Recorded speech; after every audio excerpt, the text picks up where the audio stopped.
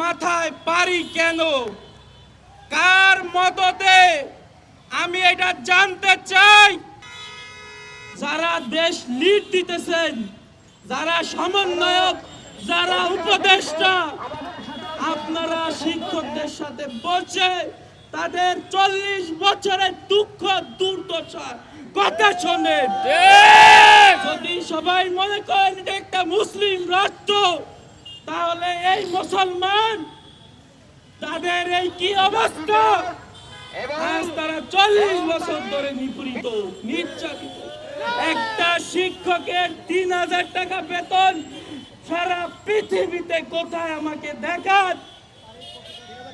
3000-3300 টাকা কোথায়?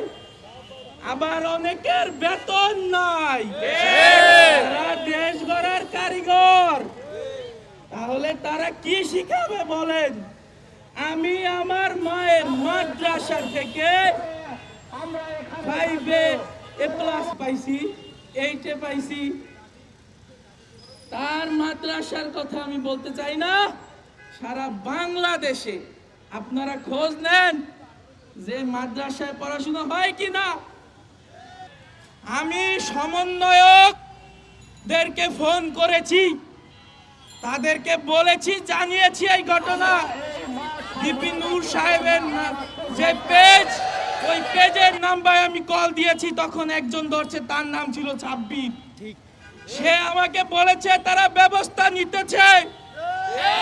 আমার এই অবস্থা দেখে আমি যখন লাইভ দেখতেছিলাম, আমার মায়ের মাথায় বাড়ি, আমার মায়ের মতো যারা আছে, আমার বাবাদের মাথায় বাড়ি কেন?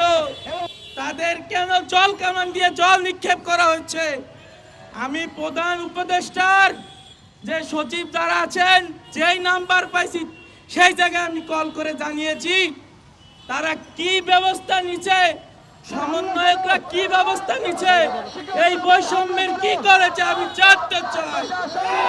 আমি একটি লাইভ করেছি, সেখানে বলেছি যদি আমার বাবা, আমার মা কারো কিছু হয়, একটা মাস পরে সেই লাশের হিসাব তোমাদের দিতে হবে।